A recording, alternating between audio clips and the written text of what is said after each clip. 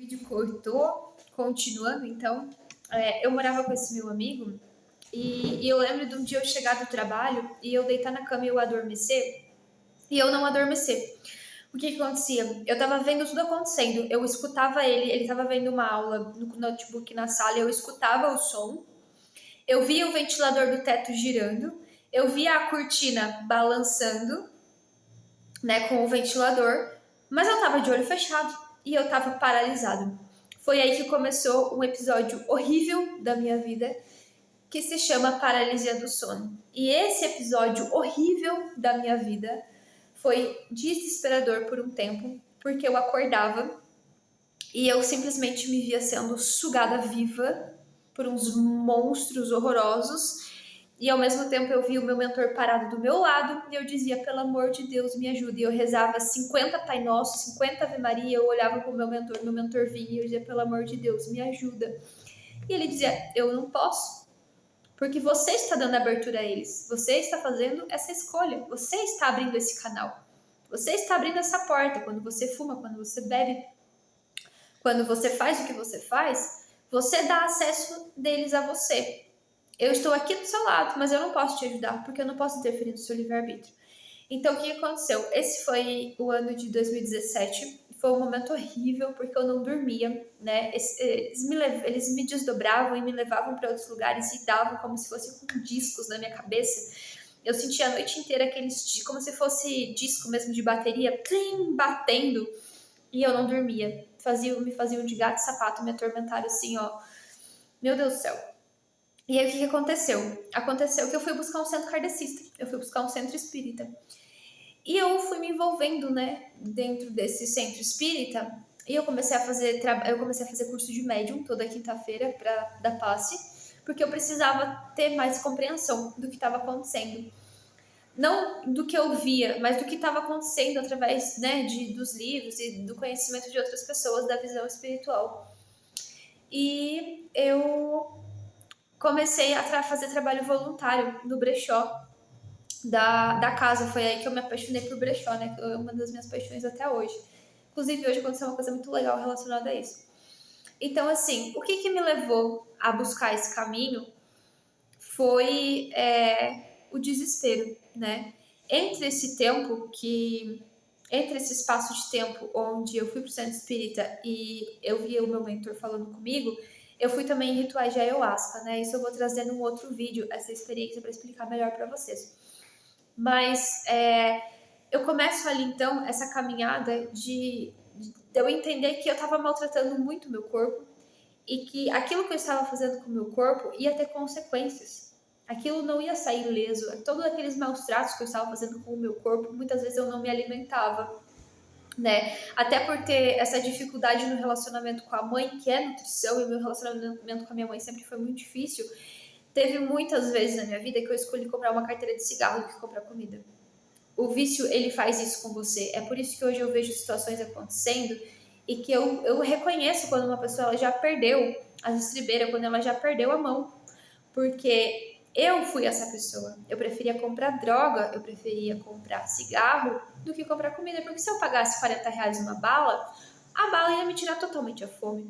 Ela ia me deixar por 12, 15 horas sem comer. E assim, para quem já tomou bala, sabe, se você tentar comer, não desce, não desce, não passa daqui. Eu rejeito. Por quê? Porque o MDMA ele foi desenvolvido nos anos 60 como um remédio para ser inibidor de apetite. Então ele te dá muita resistência e ele tira totalmente a tua fome, né? Ele foi proibido no mercado justamente por quê? Porque abre o terceiro olho e daí, claro, que eles querem manter o sistema como está e não querem que as pessoas percebam que estão numa Matrix. Então ele foi proibido. E hoje é feito o uso ilegal, né? E a fabricação ilegal também. Então tem muita mistura de muitas coisas e tal, mas na essência era para ser um inibidor de apetite nos anos 60. Então ele te deixa assim tranquilo, 10, 15, 12 horas sem comer nada. E eu muitas vezes eu preferi comprar bala, eu preferi comprar cigarro, eu preferi beber do que comer, porque o álcool também é uma coisa que me tira totalmente o apetite, eu vomito muito, eu emagreço muito rápido se eu bebo. Então, isso aconteceu, inclusive, quando eu me separei, né? Quando eu me divorciei do segundo casamento, que foi muito difícil. Eu entrei numa fase que foi nessa cidade aqui onde eu moro, que era segunda-feira, eu tava nas calçadas bebendo vodka. E eu vomitava tanto que eu fui de 58 quilos para 52 em questão de 2 meses. Eu emagreci muito. O álcool, ele tira totalmente o meu apetite. E essa fase, né, que eu estava muito machucada, muito tomada pela dor e por fantasmas que estavam me assombrando e por fantasmas realmente que estavam ali, né, de pessoas que já tinham ido, que eu ainda estava vivendo o luto. E foi muito difícil para mim superar o luto do meu pai e da minha avó, porque a minha avó, ela faleceu menos de um ano depois do meu pai. Foi duas perdas muito rápidas e a minha avó e o meu bis, eles faleceram no mesmo final de semana. E a gente vem de uma família paterna muito pequena. Eu cresci junto com os meus bisavós, com a minha avó e com a minha única tia, né? E o marido e a filha e o meu irmão. Então a gente é muito pequena a família. A gente cresceu todo mundo muito unido. E perder 3 pessoas assim de uma vez era muito desafiador. Então eu não tinha como lidar com aquele luto, eu não sabia como botar tudo aquilo para fora, toda aquela raiva que eu tava contida desde a minha infância, desde a minha adolescência. E querendo ou não, certo ou errado, não sei, esse foi o caminho que o universo achou para mim extravasar, né? Então, eu me mudo, né? Eu decidi mudar completamente a minha vida, porque eu entendi que você é a média das 5 pessoas que você mais convive, e eu queria me livrar do vício do cigarro, eu queria me livrar de todos os meus vícios, eu queria mudar o meu estilo de vida, eu comecei a fazer faculdade, fui lá, ganhei uma bolsa, e eu precisei me afastar de todo mundo, né? Porque eu entendia que aqueles amigos, na verdade, eles não eram amigos.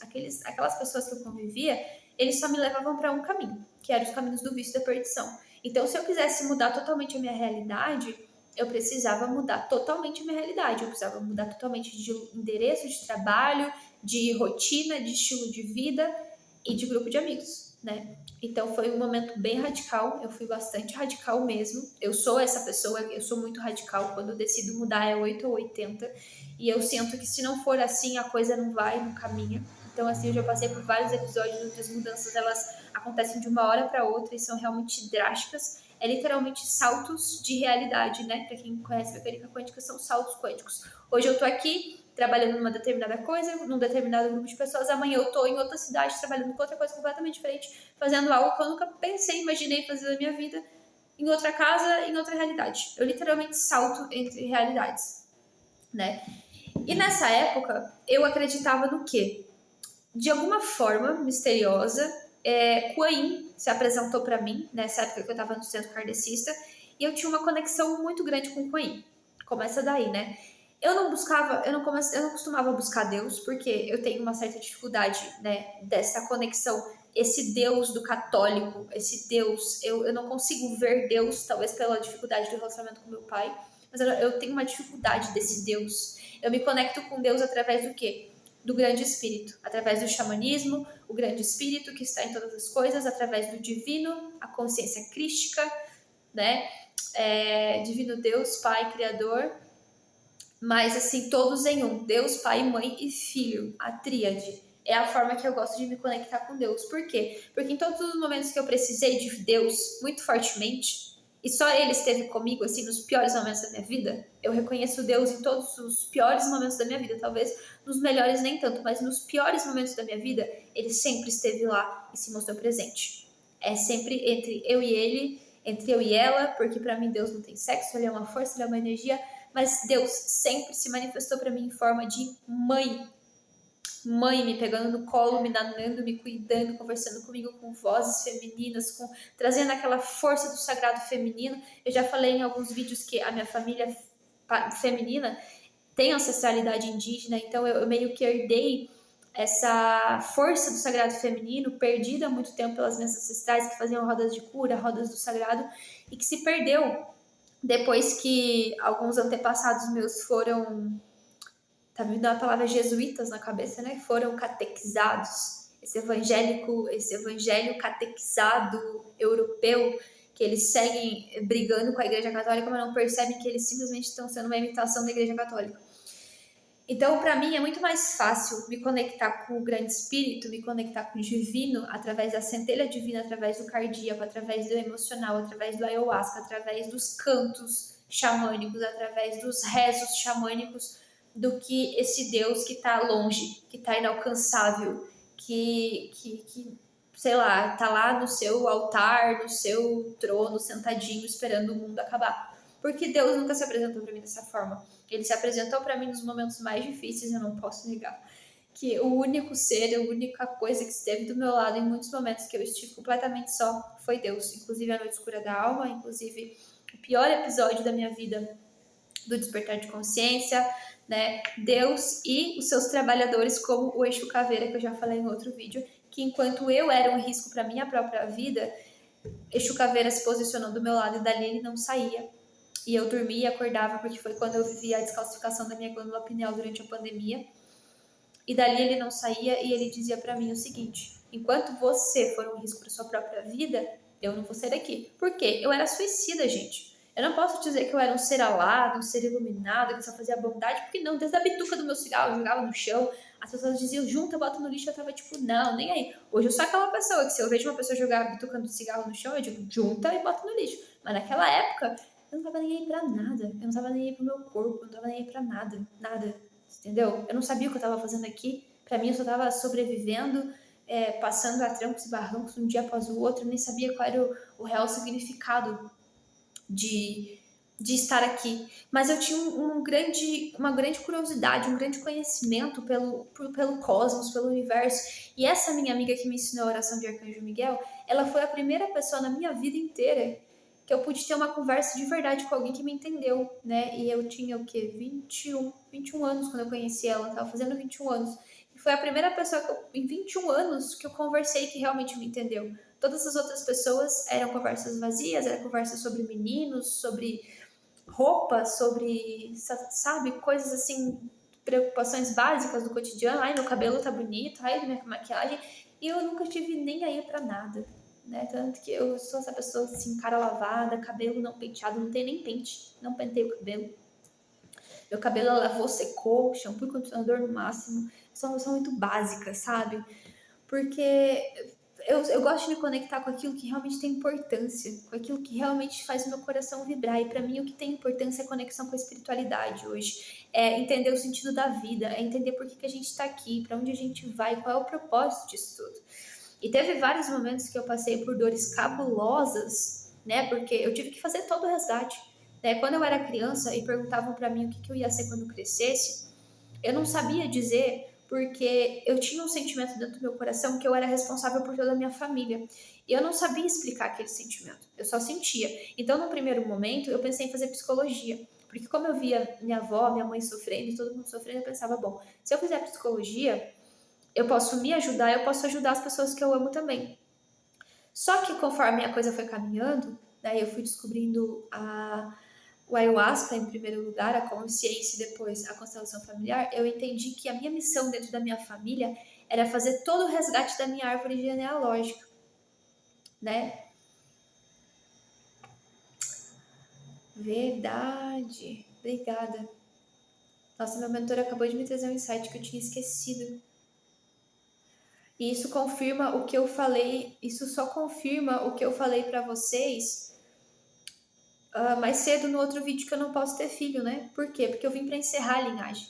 Uma linhagem de muito abuso, de muito estuprador, de muito aborto, de muito assassinato, de muita traição, de muita deturpação, de machucar, assim, ó, um masculino e um feminino extremamente doentes.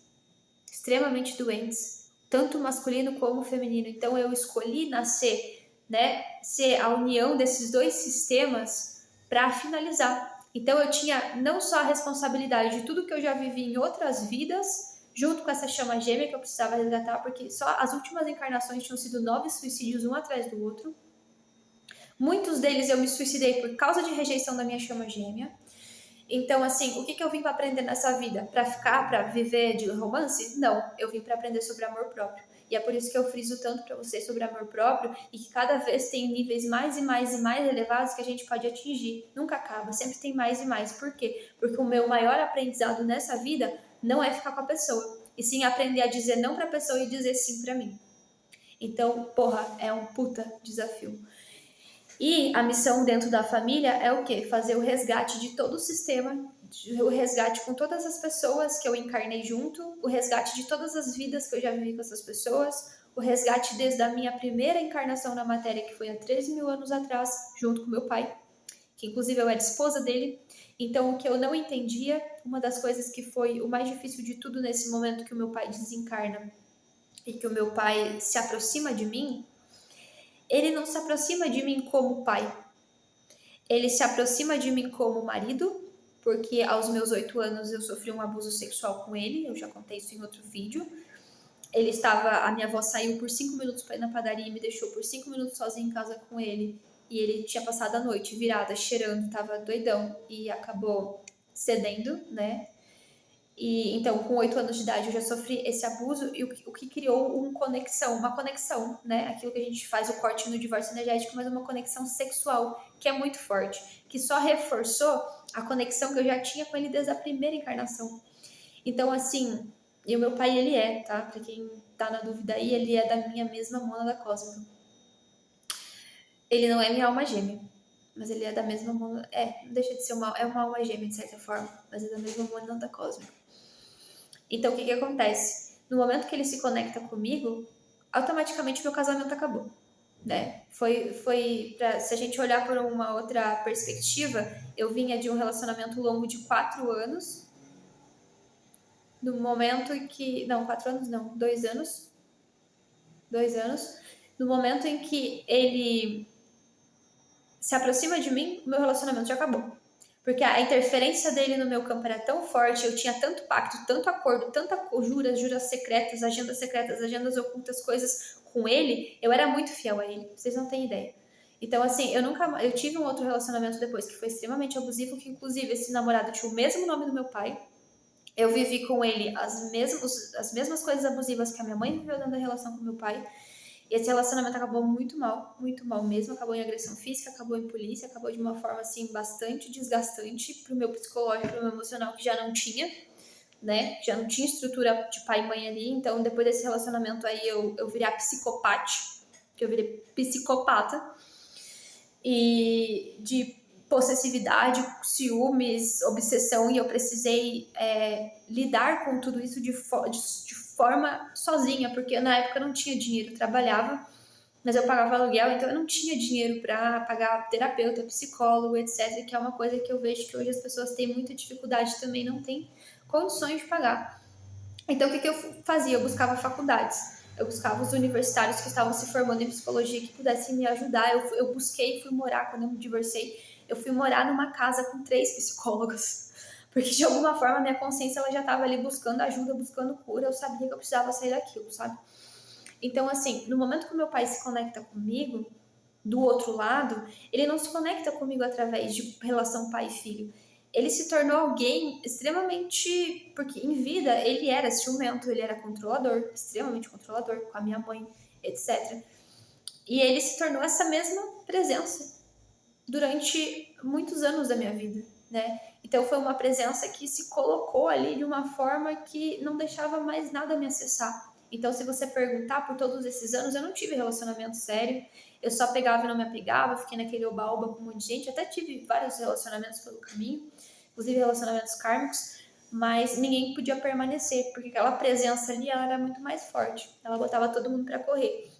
E aí eu falo muito sobre os pactos e votos, acordos, juras que a gente faz secretamente nessa e em outras vidas, porque todo mundo tem pacto. Então, o que é importante? A gente fazer muito a oração de Arcanjo Miguel de 21 dias, para ir quebrando tudo isso. Porque às vezes nessa vida você acha que você tá fazendo tudo certinho, que você tá fazendo tudo legalzinho, mas magia de amarração de vida passada permanece nessa vida. Aquilo que eu falei mais cedo, que é pragas rogadas pela ancestralidade, pragas rogadas em vidas passadas, continua no teu campo energético. Se você não quebrar e não romper com isso nessa vida, você continua manifestando coisas que já começou em vidas passadas, né? Então, o que acontece? Arcanjo Miguel entra muito forte nesse trabalho com o meu pai, porque ele foi me trazendo a consciência, não dessa vida, mas de muitas vidas que eu precisava fazer resgates. Inclusive, já teve vidas que o meu pai já foi minha mãe. Então, eu precisei fazer muitos resgates, né? Ao longo do caminho. E sempre tinham correntes. Eu estava sempre cheia de correntes. Essas correntes me prendiam a ele. E uma das visões que eu tive, que foi durante a pandemia, que foi a mais horrível de todas, foi quando eu